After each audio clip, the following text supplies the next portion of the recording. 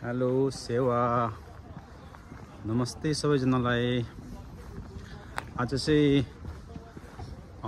म र मेरो बुढीको सँगै छुट्टी भएको कारणले गर्दाखेरि अनि हामी दुईजना चाहिँ आज बाहिर फेरि अर्कै ठाउँ जाँदैछौँ। हाम्रो भतिजनलाई भेट्नुको लागि। त्योभन्दा अगाडि चाहिँ एउटा सानो काम छ र हामी दुईजना हाम्रो मेरो मिसेसको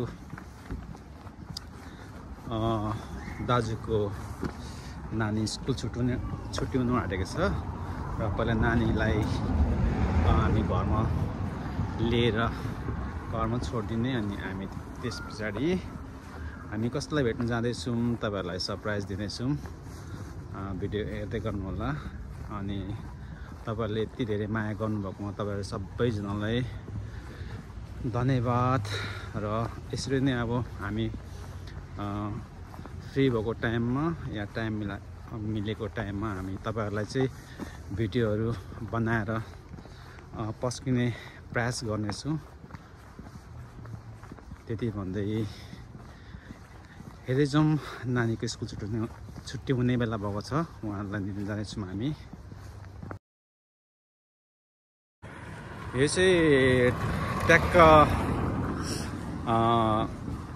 हामी बसेको लगभग 5 मिनट समथिङ 5देखि लिएर 7 मिनट भित्रमा चाहिँ यहाँ नानीको स्कुल पनि नजिकै भएको कारणले गर्दा हामी कुनै गाडी चढेर या कुनै साइकलमा या कुनै सवारी साधन चढेर आउनु पर्दैन। हामी हिँडेर पनि आइपुग्न सक्छौँ नानीको स्कुल। र आज फेरि यति राम्रो मौसम भइरहेको छ, कति राम्रो। जस परदेशमा भए पनि जे जस्तो भए पनि हामी आफ्नो देश भूमिलाई छोडेर आए तापनि तर प्राकृतिकको सुन्दरताले संसारको जुनै पनि कुनामा बसे तापनि यो घाम यो प्राकृतिकसँग सबैको माया हुने रहेछ, सबैले मन पराउने रहेछ, चाहे त्यो हाम्रै देश किन नहोस्। त्यसै गरी आज चाहिँ एकदम मौसम एकदम राम्रो छ। हेर्नु कस्तो राम्रो घाम लागिरहेछ। हेलो सेवा नमस्ते सबैजनालाई। आज चाहिँ म र मेरो बुढीको सँगै छुट्टी भएको कारणले गर्दाखेरि अनि हामी दुईजना चाहिँ आज बाहिर फेरि अर्कै ठाउँ जाँदैछौँ। हाम्रो भतिजनलाई भेट्नुको लागि। त्योभन्दा अगाडि चाहिँ एउटा सानो काम छ र हामी दुईजना मेरो मिसेसको दाजुको नानी स्कुल छुट्याउनु आँटेको छ र पहिला नानीलाई हामी घरमा लिएर घरमा छोडिदिने अनि हामी त्यस पछाडि हामी कसलाई भेट्न जाँदैछौँ तपाईँहरूलाई सरप्राइज दिनेछौँ। भिडियो हेर्दै गर्नु होला। अनि तपाईँहरूले यति धेरै माया गर्नुभएकोमा तपाईँहरू सबैजनालाई धन्यवाद। र यसरी नै अब हामी फ्री भएको टाइममा या टाइम मिलेको टाइममा हामी तपाईँहरूलाई चाहिँ भिडियोहरू बनाएर पस्किने प्रयास गर्नेछौँ। त्यति भन्दै हेर्दै जाउँ। नानीको स्कुल छुट्टी हुने बेला भएको छ, उहाँहरूलाई लिन जानेछौँ हामी। राम्रो छ यहाँको आजको वेदर। अनि कति घमाइलो भइरहेछ, घाम पनि लागिरहेछ र चिसो पनि त्यत्तिकै चिसो छ। अरू बेला जति चिसो त छैन तर ठिकैको राम्रो भएको छ, घमाइलो भइरहेछ। अनि म र मेरो बुढी नानीको नाम चाहिँ नोरी हो, नोरीलाई लिन गइरहेछु। हेलो साथीहरू, हामी चाहिँ नानीलाई अहिले घरमा छोडेर आइसकेको छौँ। अब हामी चाहिँ आज कसैसँग भेट्नु जाने भनेर भनिरहेको थियौँ तपाईँहरूलाई। अब हामी कोसँग भेट्नु जाने भनेर चाहिँ तपाईँहरूलाई थाहा हुन्छ, भिडियो हेर्दै गर्नुहोस्। अहिले चाहिँ हामी यहाँ बस स्टपमा छौँ, बस वेटिङ गरेर बसिरहेको छौँ। बस पनि आउँदैछ होला सायद। ल त भिडियोहरू हेर्दै गर्नु होला। धन्यवाद। हेलो साथीहरू, फेरि एउटा सानो सामान चाहिएको थियो र हामी यहाँ टेस्कोमा आएको छौँ। यो चाहिँ युके भित्र तपाईहरुलाई जुनै ठाउँमा गए तापनि यो टेस्को चाहिँ पाइन्छ। युके भरि नै यो टेस्कोले धेरै ठुलो मार्केट लिइसकेको रहेछ। यो टेस्को मात्रै पनि हुन्छ, यो चाहिँ टेस्को एक्स्ट्रा हो। यसमा चाहिँ तपाईले सबै सामान पाउने धेरै मात्रामा चान्सेस हुन्छ। र म र मेरो बुढी पनि यहाँ आएको छौँ सामान एउटा लिएर, हामीलाई चाहिने सामान उठाएर। अनि हामी फेरि आज अर्को नयाँ मान्छेलाई भेट्न जाने भनेर भन्दै थियौँ तपाईहरुलाई, त्यो जग्गा जानेछौँ। के रहेछ यो, के हो यो, कस्तो हुन्छ यो? यो सबै सुजु होइन यो, यिनीहरू सबै। अर्कोतिर के रहेछ हेरौँ न, अर्को के छ?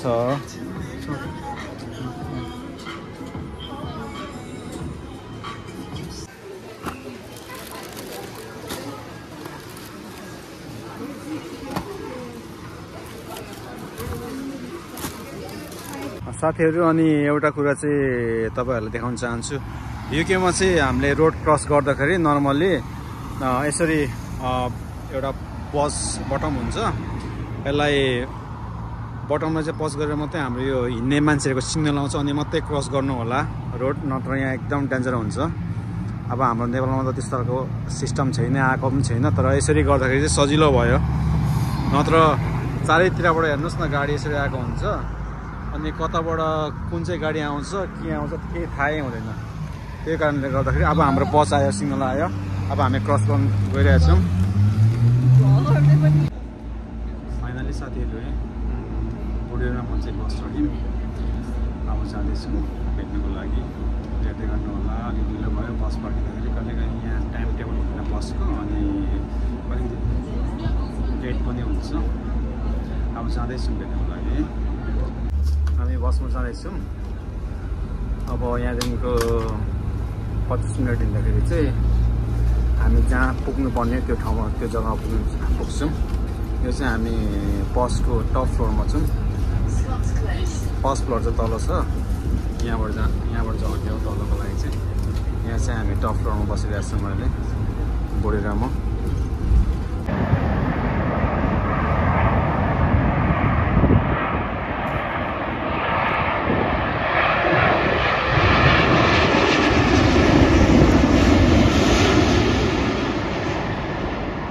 बुढी र मलाई चाहिँ यहाँ एकछिन खानुको लागि खाजा चिकन कस्तो लिएको छौँ, कोरियन चिकन कस्तो है। अब यो खाने, अनि माउन्टेन ड्यू खाँदै बुढाबुढी जाने हो अब बसमा। यहाँ चाहिँ यस्तो हुन्छ साथीहरू।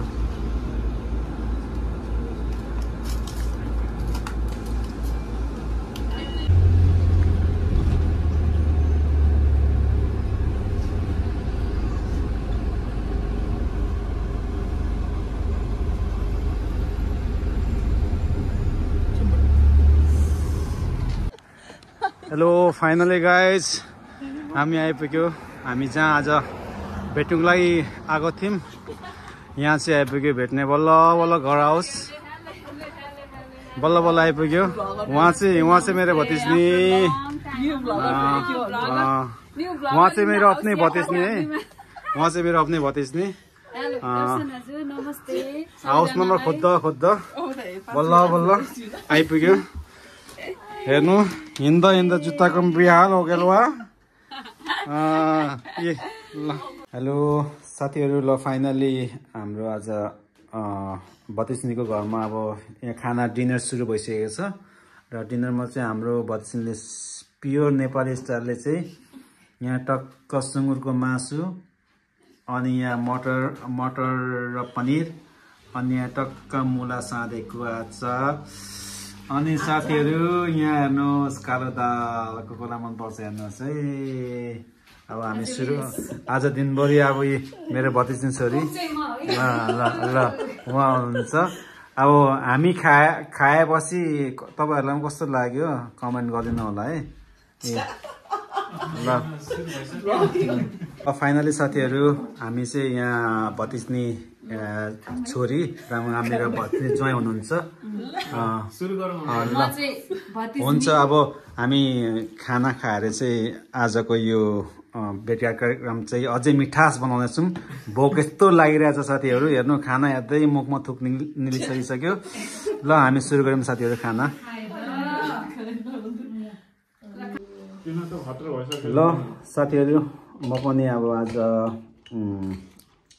3 महिना लगभग 3 महिना भन्दा पनि धेरै भयो होला हाम्रो भतिजनी ज्वाइँसँग भेटघाट नभएको, र आज चाहिँ अब सायद मिल्यो, हामीसँग फाइनली भेट पनि भयो। र अनि अब हामी चाहिँ सबैजना मिलेर कहिलेकाहीँ यस्तो परदेशी जिन्दगी सबैसँग अब मान्छे हामी यहीँ भए तापनि अब समयको अपुगको कारणले गर्दा भेटघाट चाहिँ पातलै हुन्छ। यहाँ पातलो भए तापनि अब 3 महिनाको भेटघाट पछाडि मजाले एउटा नेपाली खुवाई ड्याम सुँगुरको मासु साथीहरू, यी सुँगुरको मासु र अनि कालो दाल नेपालबाट ल्याएको खाइँदैछौँ।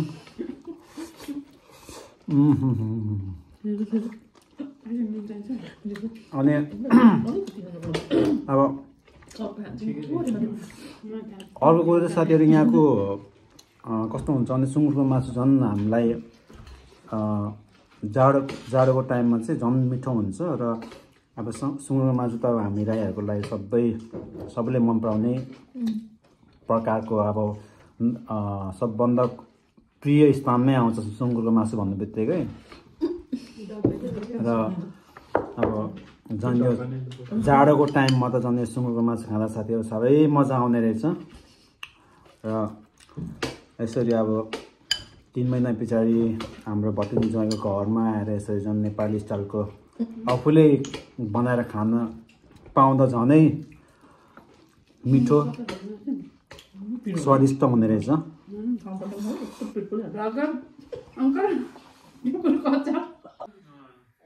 ल साथीहरू आज चाहिँ हाम्रो भतिजनी ज्वाइँ घरमा आएर धेरै रमाइलो गरियो, खानेकुरा टन्नै खाइयो, कुरा पनि गरियो। भुँडी आधी भयो जस्तो लाग्न थाल्यो, निन्द्रा पनि लाग्न थाल्यो। अब बिस्तारै अब भोक लाग्ने अवस्था त छ। अब फेरि घरमा गएर मिठो खाना खाएपछि 2 चोटि खाने बानी छ मेरो त। अब घरमा गएर फेरि खानु पर्ला। अब यहाँ चाहिँ मेरो भतिजनी ज्वाइँ मेरो माइली छोरी अनि माइली ज्वाइँ यता हुनुहुन्छ। अनि यहाँ चाहिँ मेरी प्यारी श्रीमती मिना हुनुहुन्छ। र यो चाहिँ मेरो भतिजनी ज्वाइँको घर। आज 4 महिना पछाडि फेरि भेटघाट हुने मौका पाइयो। योभन्दा अगाडि चाहिँ अब भेटघाट भइराखेको थियो। अब त्यही काम गरेपछि यस्तो हुन्छ साथीहरू। अब यही विदेशी जिन्दगी, परदेशी जिन्दगी। अब टन्नै खाइयो डङडङ त्यही अब हल जत्रो घर छ। अब यहाँ 2 जना मात्रै हुनुहुन्छ, हामीसँग अहिले 4 जना थियौँ। अब हामी 2 जना जान्छौँ, अब उहाँ 2 जना मात्रै हुन्छ, के गर्नु। अब पार्टी यताको पार्टी भेटघाट यतिकै हुन्छ। ल साथीहरू यतिकैमा आजको मेरो सानो भेटघाट कार्यक्रम सफल भयो र तपाईँहरूलाई पनि सायद मन पर्यो होला। धन्यवाद हजुर सबैलाई। यति भन्दै आजको यो सानो ब्लग चाहिँ म यहीँ एन्ड गर्न चाहन्छु। सबैलाई धन्यवाद, थ्याङ्क यू। शुभ रहोस्, सबैको जय होस्, सेवा सबैलाई, नमस्कार।